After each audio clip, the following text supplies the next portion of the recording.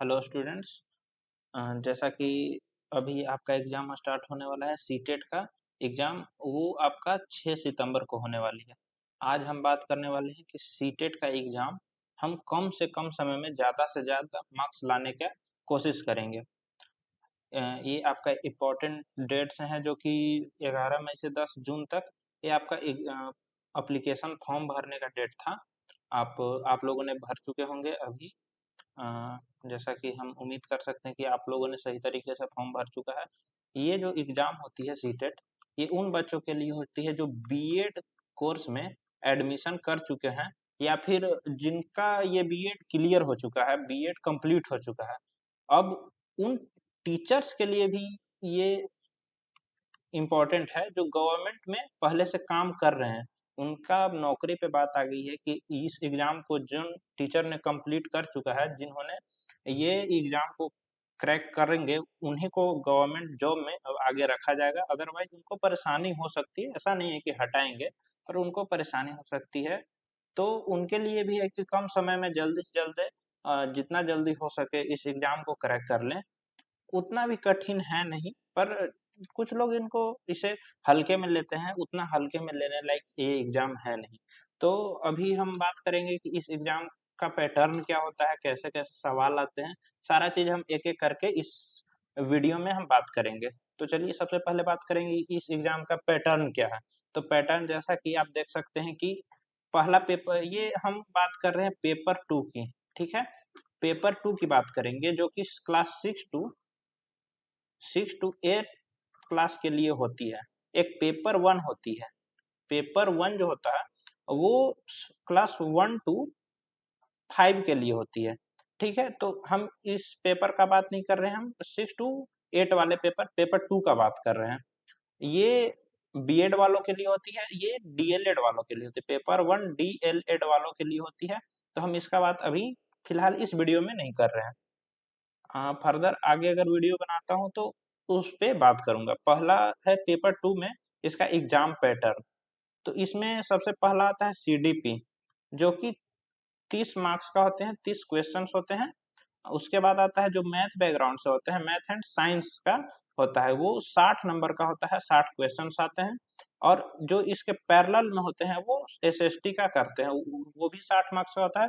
एक-एक करके हम इन सारे सब्जेक्ट का प्रिपरेशन के बारे में भी बात करेंगे कि किस तरीके से तैयारी करें कि कम से कम समय में ज़्यादा से ज़्यादा मार्क्स अचीव कर पाएँ।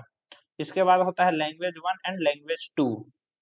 ये दोनों 30-30 नंबर का आता है, 30 क्वेश्चन्स होते हैं, 30 न मार्क्स के होते हैं। टोटल यहाँ पे आपको मिला के 150 क्वेश्चन्स होंगे, 150 क्वेश्चन्स होंगे और 150 मार्क्स का होता है।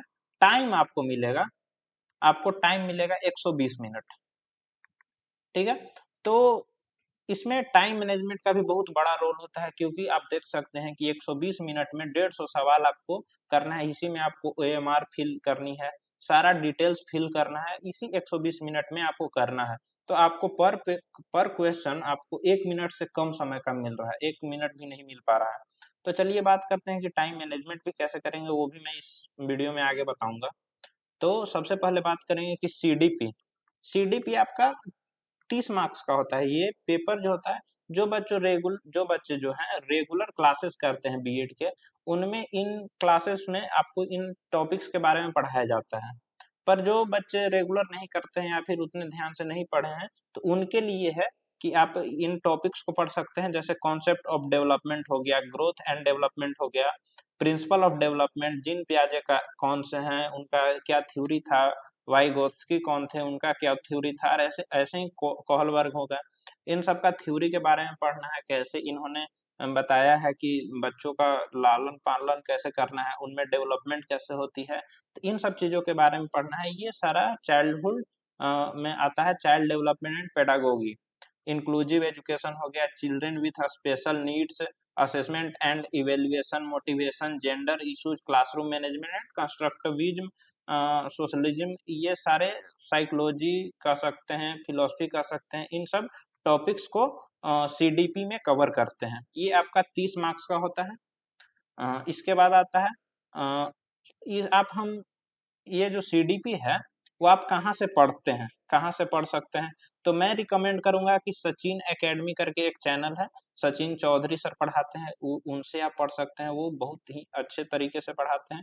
एक है लेट्स लर्न, ये यूट्यूब चैनल का नाम है, हिमांशी मैम पढ़ाती हैं, ये कैरियर व्हील पे शायद पढ़ाती हैं, या फिर अपना कोई यूट्यूब चैनल है, लेट्स लर्न करके एक यूट्यूब चैनल है। तो आप इन दोनों से पढ़ सकते हैं। सचिन मैं ज्यादा रिकमेंड करता हूँ सचिन चौधरी सर का, उनका एक प्रॉपर प्ले लिस्ट बना हुआ है यूट्यूब पर, आप उनसे पढ़ सकते हैं।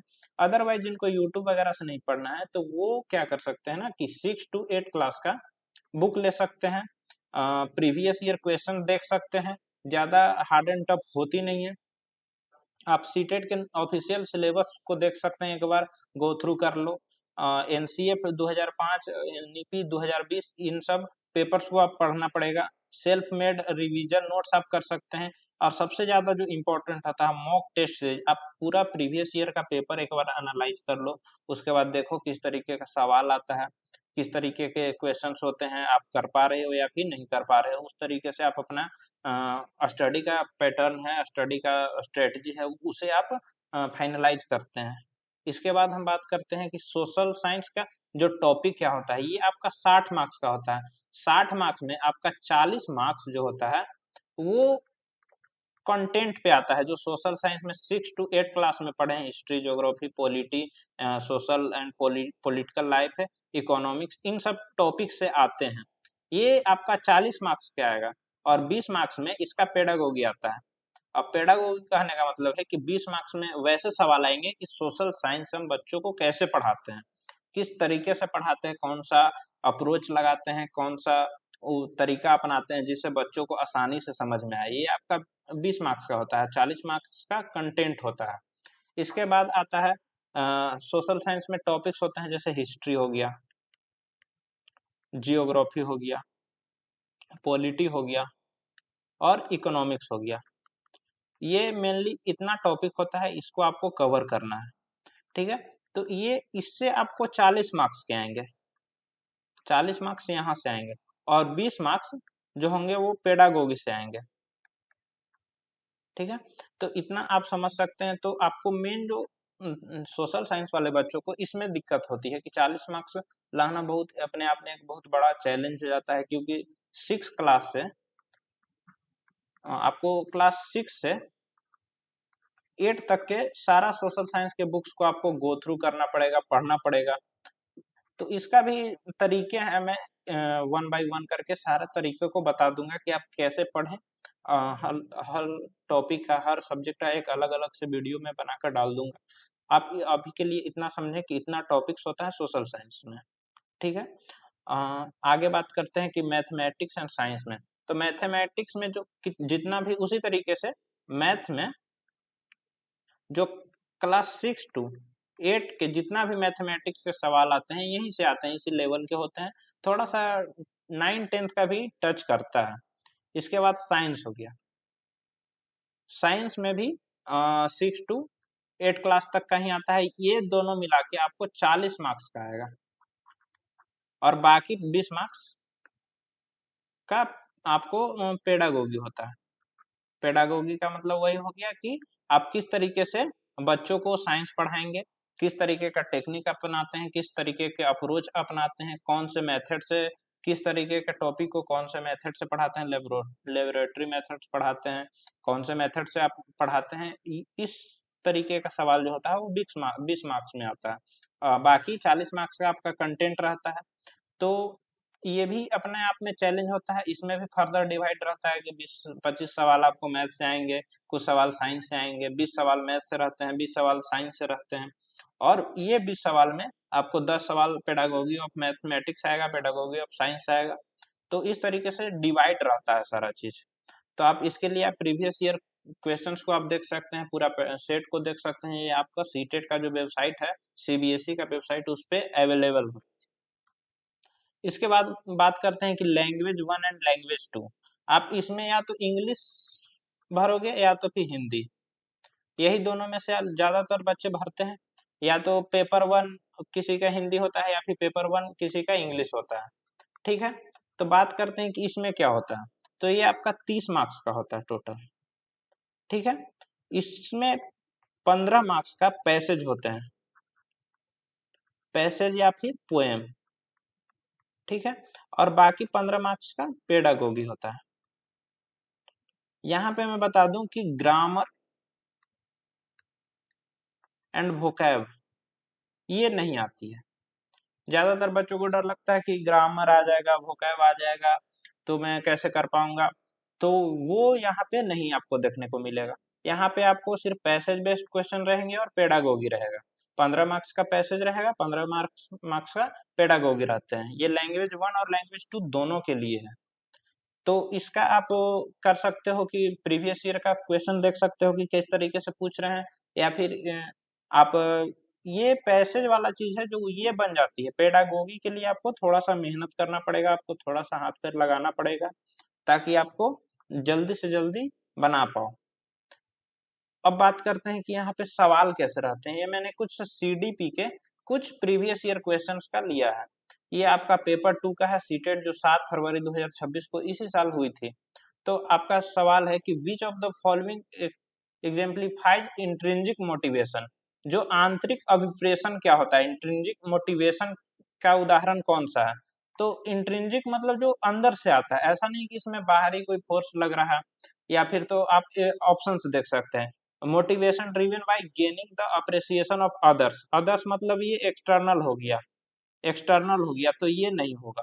इसके बाद है motivation driven by external rewards. इसमें भी एक्सटर्नल हो गया, तो ये भी नहीं होगा। Motivation driven by personal interest और एंजॉयमेंट। ये पर्सनल इंटरेस्ट है, मतलब अंदर से इसमें आएगा, तो ये आपका आंसर हो सकता है। Motivation driven by competition with others, others हो गया, ये भी एक्सटर्नल फैक्टर है, तो इसमें भी नहीं होता। तो इस तरीके से आप ऑप्शन इलिमिनेटस ऑप्शन को आप इलिमिनेट करके आप सवाल को करेक्ट कर सकते हैं। ये भी बहुत बड़ा योगदान रहता है कि आप ऑप्शन किस तरीके से छांटते हैं। तो इसमें आपका सी नंबर होगा, क्योंकि ये चारों ऑप्शन में यही एक ऑप्शन है जिसमें इंटरनल मोटिवेशन आ रहा है। इसी को इंट्रिंसिक मोटिवेशन कहते हैं। चलिए, बात सवाल है कि ये जीन जीन पियाजे की थ्योरी से है कि एज पर जीन पियाजे theory of cognitive development which of the following abilities distinguish formal operation thinking from concrete operational thinking. यहाँ पे बात करेंगे कि क्या है formal operational thinking and concrete operational thinking. ठीक है, तो फॉर्मल थिंकिंग क्या होती है ना, कि जो वैसे चीजों के बारे में सोचना जिसे कि हम भौतिक रूप से नहीं देख सकते हैं। तो और कॉन्क्रीट क्या होती है ना, कि जिसे हम भौतिक रूप से देख सकते हैं, फिजिकली रूप से हम देख सकते हैं। जैसे कोई किसी इंसान के बारे में देखना, किसी जानवर के बारे में देखना, किसी वस्तु के बारे में देखना, तो उसे हम भौतिक रूप से जो जिसे देख सकते हैं उसके बारे में सोचना, ये होता है कॉन्क्रीट होता है। तो इसमें सवाल में पूछ रहा है ना कि कौन सा ऐसा एबिलिटी है जो इन दोनों को अलग करती है। तो सिंबॉलिक प्ले, बच्चा सिंबल देख के सोचता है, तो ये तो आपका आंसर होगा नहीं कि सिंबॉलिक है, प्ले है, ये फॉर्मल स्टेज में हो जाएगा। अब्स्ट्रैक्ट थिंकिंग, वैसे अब्स्ट्रैक्ट लॉजिक मतलब बहुत जिसे हम फिजिकली रूप से नहीं देख सकते हैं उसके बारे में सोचना, कंजर्वेशन और ऑब्जेक्ट प्रेफरेंस। तो ये वाला आंसर आपका हो जाएगा, क्योंकि इसी में आपका वो फॉर्मल से ऑपरेशनल थिंकिंग की तरफ जा रहा है। इसके बाद बात करते हैं कि a teacher who consciously takes examples of scientists of all genders. इसमें एग्जांपल ले रहा है बच्चा के सामने कि कोई भी जेंडर का बच्चा जो है वैज्ञानिक बन सकता है। तो इस चीज से टीचर अपने क्लास में क्या बताना चाहती है कि लिंग स्थायित्व का निर्माण करना, ये break gender stereotype, reinforce gender discrimination, enable gender identity. इसका मतलब क्या होगा कि बच्चा को रेनफोर्स कर रही है, बढ़ावा दे रही है डिस्क्रिमिनेशन को, तो ये आपका आंसर तो होगा नहीं, है बिल्कुल ही निगेटिव वर्ड आ रहा है, तो किसी टीचर को करना नहीं चाहिए। इनेबल जेंडर आइडेंटिटी, लैंगिक पहचान को सक्षम बनाने का, इसमें कोई एक जेंडर के बारे में नहीं बता रहा है कि सिर्फ महिला ही वैज्ञानिक बन सकती है या फिर सिर्फ पुरुष ही वैज्ञानिक बन सकते हैं। ये तो दोनों के बारे में बता रहा है, तो ये भी नहीं होगा। ये स्टेरियोटाइप को तोड़ रहे हैं। जैसे स्टेरियोटाइप होता है पुराने जमाने में, लोग सोचते हैं कि जब भी बनेगा तो कोई पुरुष ही वैज्ञानिक बनेगा, ऐसा स्टीरियोटाइप बना होता है समाज में। तो उसको तोड़ने का काम कर रहा है, ऐसा एग्जाम्पल देकर बताकर टीचर। तो ये आपका इस सवाल का आंसर हो जाएगा। ठीक है, तो अभी हम बात करेंगे कि किस तरीके से ऐसे सवालों को सही जवाब, जैसा कि आप देख सकते हैं कि ऑप्शन छाट कर हम आंसर को सही बता रहे हैं, ऑप्शन को एलिमिनेट कर दे रहे हैं। तो इसमें एक आता है positive and negative. Positive negative sense देखकर हम सवालों का जवाब देते हैं। अगर सवाल में पॉजिटिव जवाब मांगना चाह रहा है तो ऑप्शन में हम देखेंगे कौन सा ऑप्शन पॉजिटिव दे रहा है, तो उसे हम टिक करेंगे। तो उस तरीके से हम कुछ ट्रिक्स होते हैं, कुछ तकनीक होते हैं जिससे हम सवालों का आंसर सही तरीके से दे पाते हैं। ये आपका सर का ये प्लेलिस्ट है, मैंने खास करके इन्हीं सर से पढ़ा था। तो मैं आपको सजेस्ट करता हूँ कि आप ये 33 लेसन का एक प्लेलिस्ट उन्होंने यूट्यूब पे बना रखा है, तो आप ये लेसन को आप करें। तैयारी इसमें पढ़ने का कुछ तरीका होता है, जैसे मैं रिकमेंड करूँगा आपको कि किस तरीके से आप पढ़ो कि ताकि कम समय में ज़्यादा से ज़्यादा मार्क्स अचीव करने की कोशिश आप कर सकते हैं। जैसे कि सबसे पहला काम कि अपना सेल्फ मेड नोट्स होना चाहिए आपके पास, ताकि जब एग्जाम नजदीक हो तो आप रिवीजन आसानी से कर सको।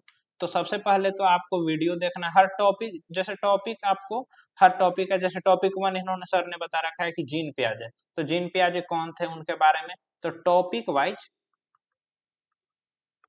नोट्स होना चाहिए आपके पास। आप खुद नोट्स बना लो, पहले हर टॉपिक का नोट्स बना लो। उसके बाद क्या करना है कि इसे टाइम टू टाइम रिवाइज करते रहना, रिवाइज करना है। इसके बाद मॉक प्रैक्टिस करने हैं, जिससे आपको टाइम मैनेजमेंट में दिक्कत ना हो। ये प्रैक्टिस करने से आपको टाइम मैनेजमेंट में दिक्कत नहीं होगी। ठीक है, तो टाइम मैनेजमेंट का भी बहुत बड़ा रोल होता है, क्योंकि 120 सवाल आपको 100 150 सवाल आपको 120 मिनट में बनाने हैं। वो भी एक तरीके से चैलेंजिंग हो जाता है बच्चों के लिए, उसी में आपको ओएमआर भी फिल करना है। तो ऐसे दिक्कत ना हो, टाइम रहते आपको सारे सवाल बन जाए। इसके लिए आप कोशिश करें कि जितना से ज़्यादा हो सके प्रैक्टिस करें, और प्रीवियस ईयर सवालों को आप बनाते रहिए। इस तरीके से आप अपना प्रिपरेशन को कर सकते हैं।